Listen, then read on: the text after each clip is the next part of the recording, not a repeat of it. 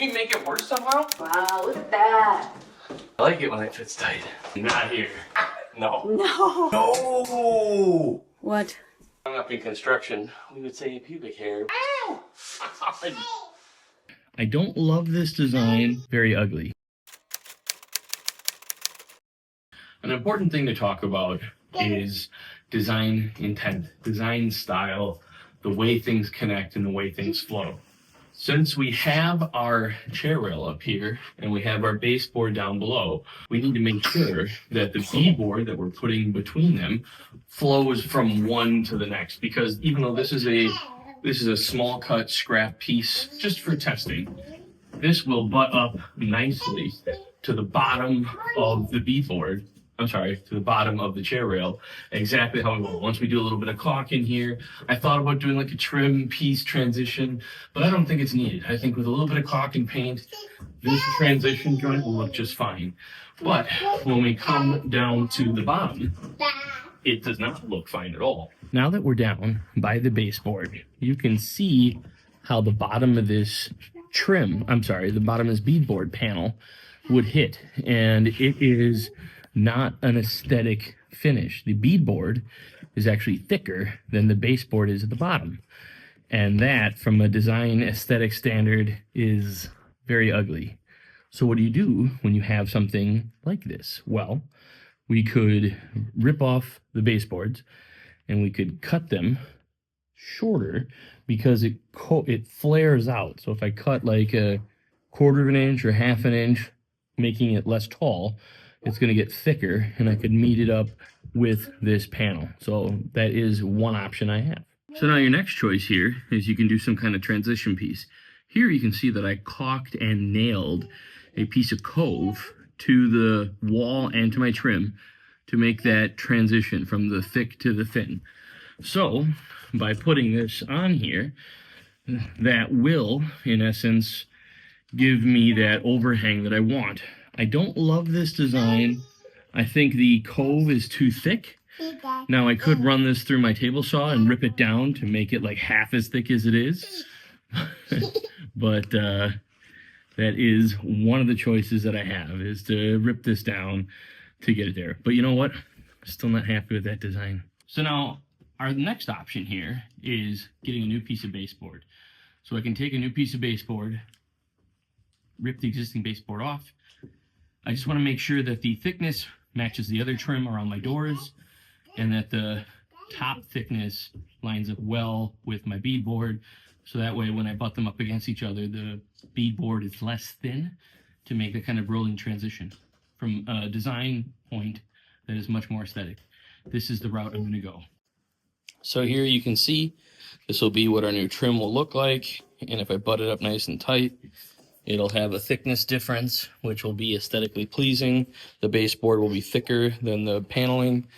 So right now, and it'll be thinner than my door trims. So I think it'll look nice. So now I just need to rip off the trim all the way around the room, go buy more of this and replace it.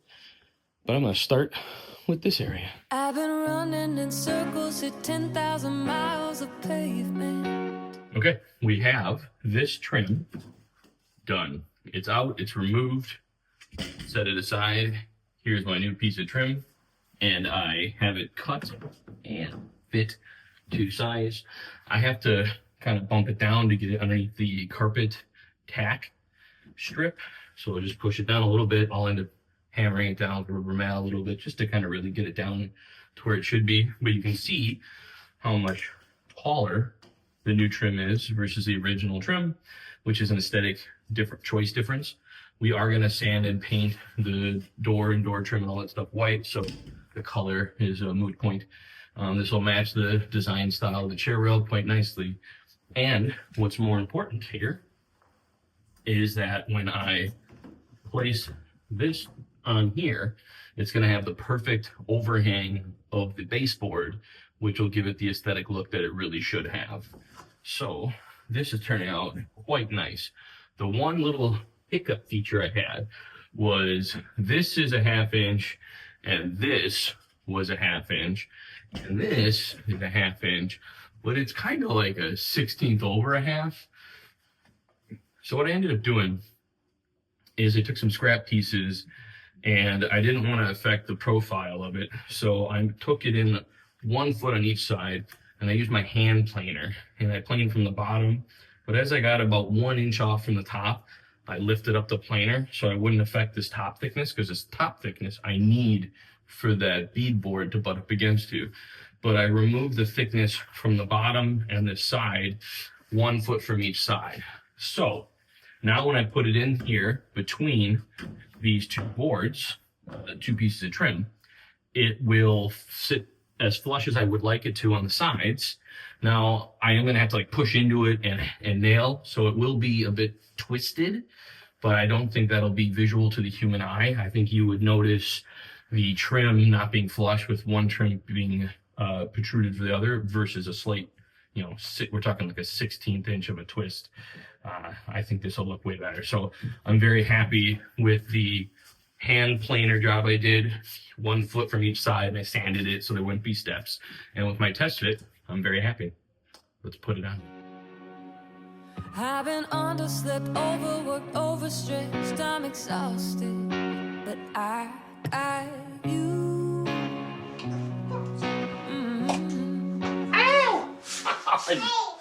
It pinched myself, but it is too wide by like an 1/8 or 1/16 of an inch. Oh, I forgot to cut the width. No! What? You screwed up.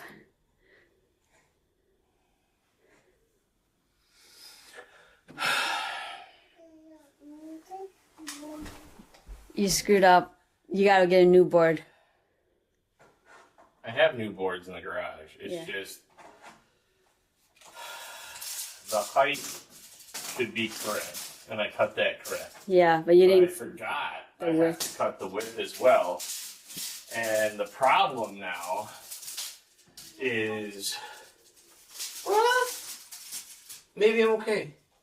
I was gonna say this hole would be wrong because I didn't cut this side, but I measured this hole off of that side. Put it in. See? It's okay. I mean, I might just have to make one more cut. This might not be a total catastrophe.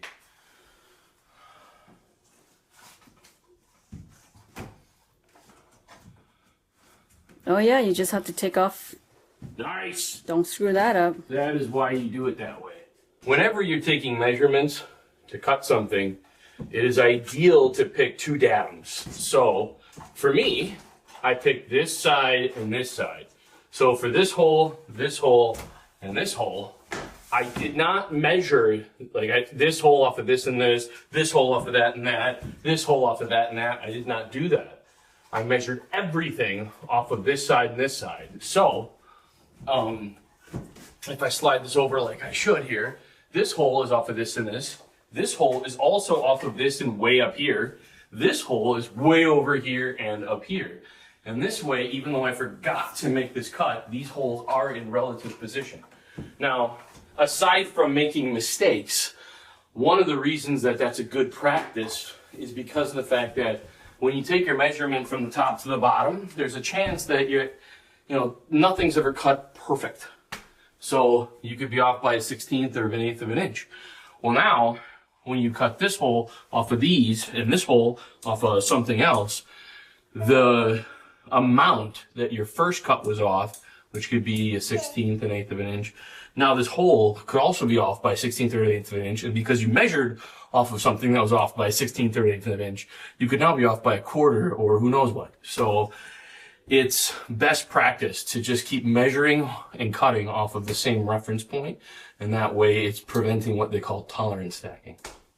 I'm going to take a little massage out of here, but I'll do that in person. It'll be a real small amount.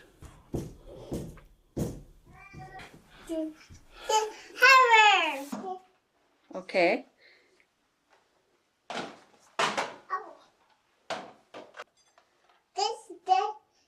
Here. Okay. Oh, please. Please, please, please, please, please.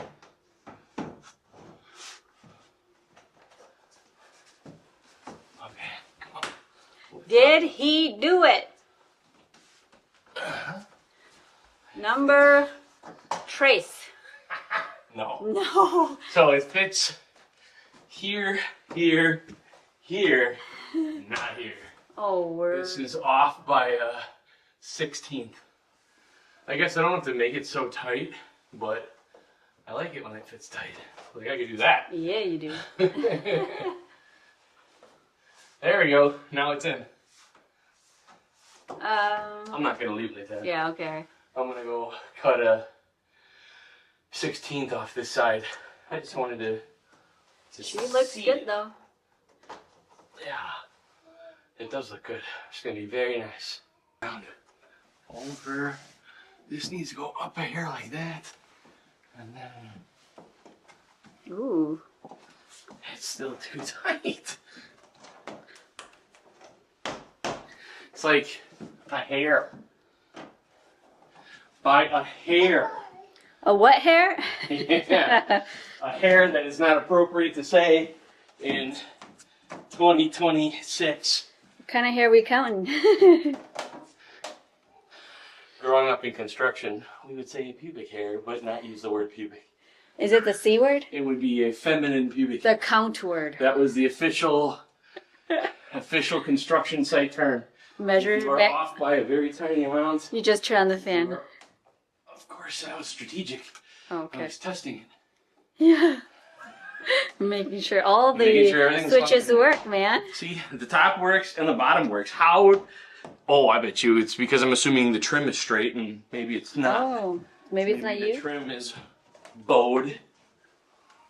So don't expect Fudge. everything to be straight. Nothing's ever straight, but Yeah. it was. It's kind of weird, in my opinion, for the bottom and top to fit, but not the middle. There we go. Cash money. Yeah, that looks good. That's good. That's good. That's good. I'm happy.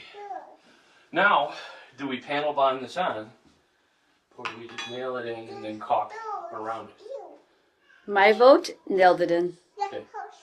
That's what I'm thinking. I'm thinking the caulking might be excessive.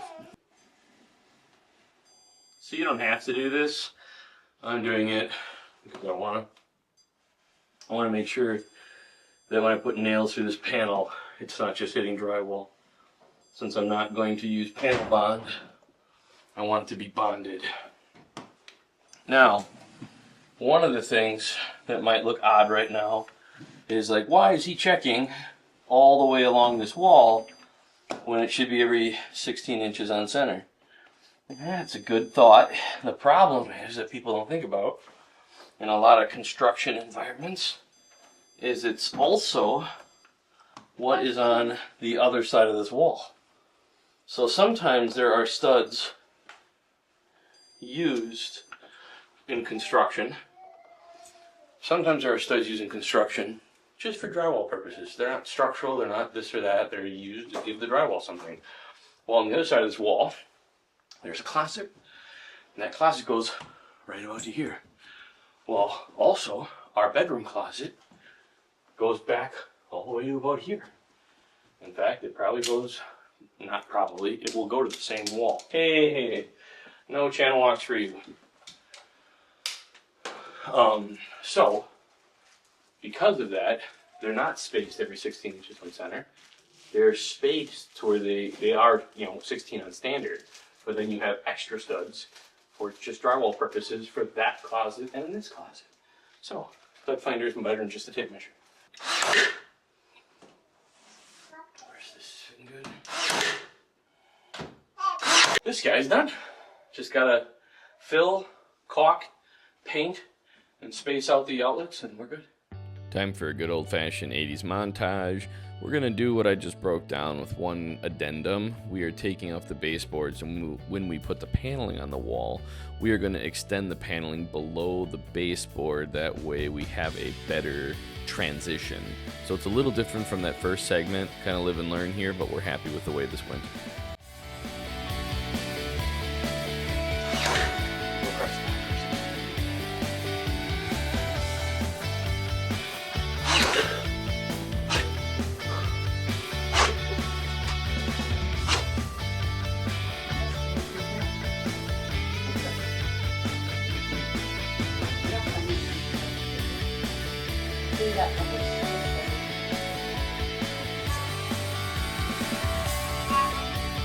without outlet.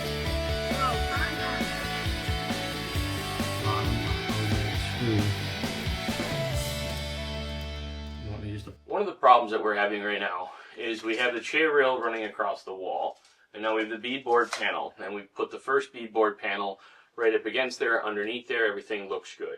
Now this is the second beadboard panel. Now we have two beadboard panels, and it's 4 foot by 8 foot, and we used our AccuCut, our Craig Jig AccuCut, and we ripped them right in the middle, right in half, so we have two 4 foot boards, two 4 foot panels, 4 foot by 4 foot squared. Well, the problem that we now have is the second panel meshes with the first panel, but then there's an angular gap at the top between the panel and the chair rail. This is quite ugly, and this is not right. Trying to understand why, I was going to try to do something. A lot of thoughts came through my head. The only thing I can think of is, even though we use a laser to put our chair rail on the wall, I'm thinking instead of it being completely flat, it might be bowed or arched or something like that. So it's a little disappointing, though, even though we use a laser level, it is what it is at this point. So what we did is we measured it. We put this panel into position to measure where it needs to go. And this corner, which is the corner that butts up against the other panel, is off by about 3/16 of an inch, which sounds small, but it's massive. And that corner hits perfectly flush. So we're going to do an angled cut, if I were to exaggerate, from this corner coming down this way to where we're going to take nothing.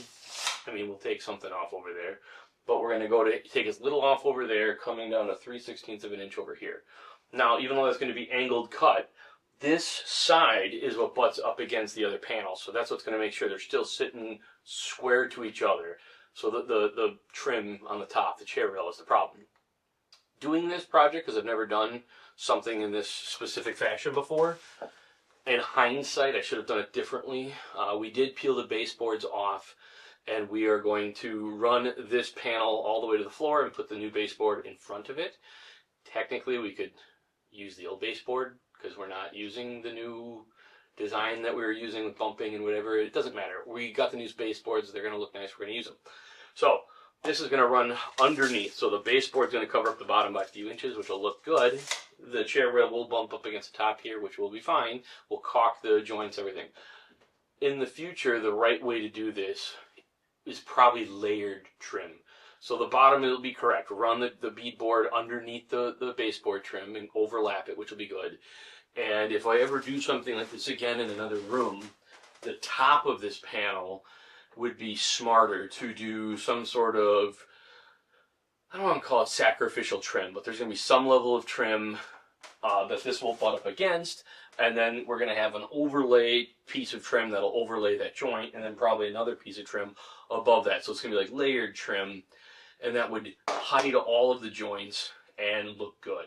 So I guess I should have done more research before doing this, or whatever. It'll look fine in the end, but this is kind of a lessons learned scenario.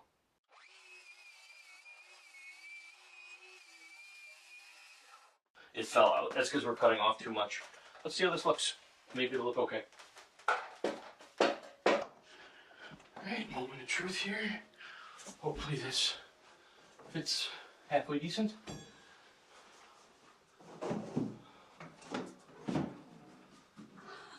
What? Did we make it worse somehow? This is worse. I think we did it wrong. I think we did it wrong. I think we were supposed to cut the other way. I should have known better. The gap was here. Yeah, and then we made the gap And then bigger. we made the gap bigger. Why do we? Oh. We had to flip the cut. Oh. Is we measure the gap, Should have flipped the board and then do it from that way. or just measure it and then make the cut over there. That was really stupid. That was really stupid. How much space do we have to keep fixing our mistake? I think that one's gonna be a. We still have enough space. Okay. All right, take 2. Let's not make the same dumb mistake twice. Okay.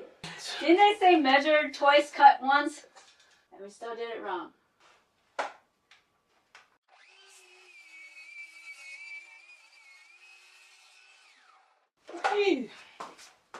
Now, if this one's not right, we will have to use a new piece. This one will be our practice one if it's not right. Practice, practice, practice, real practice, practice.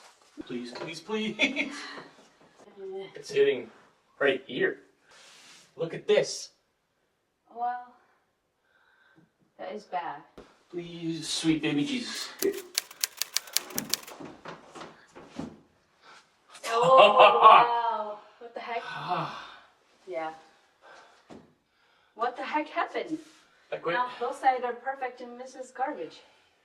What happened here is we keep taking off this corner because it was budding with a big gap. It started off with like 3/16, 3/16 and then 7/16. So we keep taking off and now we have this huge gouge of gap happening. And then it gets tight over there again. So we're gonna scrap this one. Take 45. Oh, this one's broken. Oh. Yeah, that was our sample piece. Plus, we can't nail this guy in anyways yet. I gotta half an inch up. I gotta massage up the outlet. Wow. How does this seem like? Good. Money!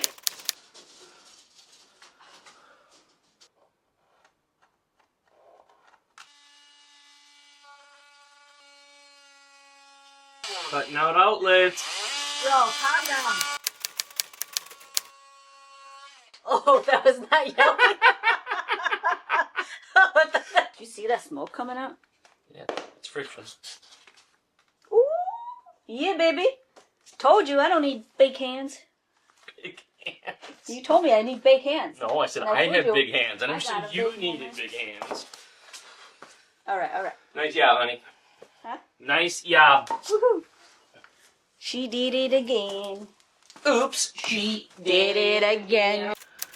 So just kind of make a mark on the side. Just kind of general eyeball. Yeah, I use my calibrated eyeballs. Okay. Cut number 2. Don't make it too tight.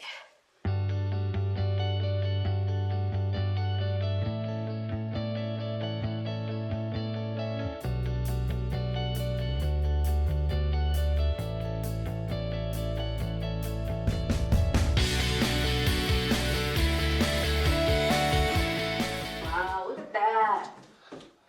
Like a glue. Just fighting a losing battle before this one looks cash Amazing. money. Right? See? Should have listened to me. Go. I know I'm good for something. I got this.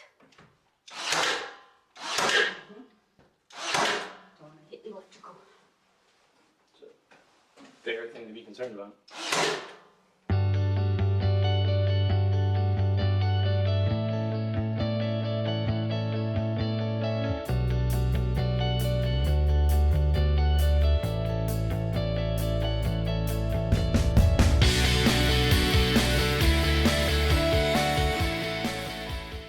Last one for the night. Next one for the night. Whew. Alright. Let's see how this fits. Nice work.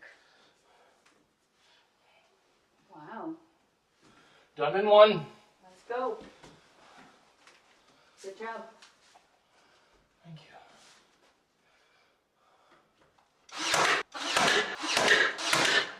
It seemed like we did a lot, but it's not that much. We did a lot. It's just you have an unrealistic expectation of what should be accomplished.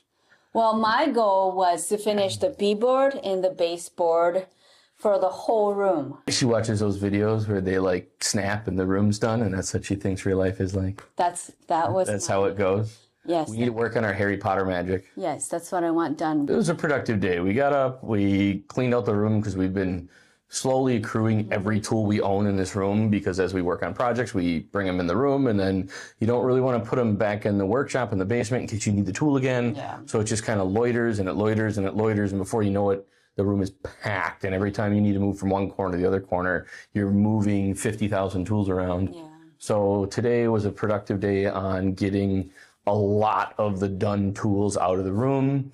Also, some of the chair rail that we did previously got a little gappy, and the reason it got a little gappy is because it was stored in the garage where it's 0 degrees, and I cut it outside when it was 0 degrees, and we raced in the house and caulked it and nailed it into the wall. Where it's 73 degrees in our house, So it shrunk. It was really stupid. It's an obvious thing. It's a noob mistake that I know better on, that you need to bring wood in your house to acclimate to your temperature, and then you build it. And the problem is just space. We can't get 16-foot boards into our workshop in the basement, and we can't get. I know in the summertime I actually run around. We have a semi-exposed basement, so in the summertime I actually open up the window in the workshop in the basement, and I run wood around the house and I feed it in through the window. Well, there's snow outside and stuff, so I haven't done that this winter, so I've been doing it all in the garage. Lesson number 1 is to not store your beadboard or your baseboard or any type of wood that you're cutting in a cold or warm climate. Put it in the room that you will actually use. Bring it in the house. Our whole house is about the same temperature. Year round, yeah. That's an obvious mistake. I know that mistake. People do that a lot with flooring. I noticed they store that their floor yesterday. outside, Yeah. and humidity and temperature, they bring it in, they do it, and then it changes shape, expansion or contraction, and the whole house gets all messed up. We ripped all the baseboards off. We keep changing our project as we go along. We snowball a lot. Yeah, as we've mentioned, we started the ceiling, and that changed 2 or 3 times. Yeah. And But it looks really nice. looks great. So nice. It looks fantastic. And with the wall, we've kind of evolved our plan as we've come along. Yeah. And even now, with where we're at, it'll be good enough. But we've thought of better ideas. But it's too late. We're not ripping all the chair rail off. We'd have to buy new stuff, and It's more money. it's just not worth it. So this will be good enough. Today, we emptied out the room, cleaned it all up. We had too many tools in here. We had tons of stuff that we had stored in the house from projects planned that we don't need anymore. So we ran errands today to return $300 worth of stuff we returned today. Oh, wow, we did? Yeah. Wow. It was a lot of returns for things we bought, planned, changed our mind, didn't use. So I'm hauling 16-foot trim back to Home Depot, 16-foot new baseboard back to the house. I was there for support, so I think that My was emotional support animal. I gotta hug you and you gotta shake like there you go. Oh, that's your tail. Don't put all your tape measure in one room. Tape measures and hammers. We have 3 hammers and like Have our own 52 hammers, tape measures. And we each have our own tape measure, but for some reason, they're always gone every time you need them. Yeah, we brought them all downstairs, then we need them up here. Yeah. And then you bring one up, but then you go back down for something, then you grab the the next one. And then all of a sudden now we have 3 hammers in this room. Yep. And then I need tape measures, and all downstairs. they're all downstairs, and now there's like 5 in this room and none downstairs. Yeah. It's just, Well, thank you for watching. if you like this kind of content, please like and subscribe. Leave a comment down below and keep the discussion going. Thank you.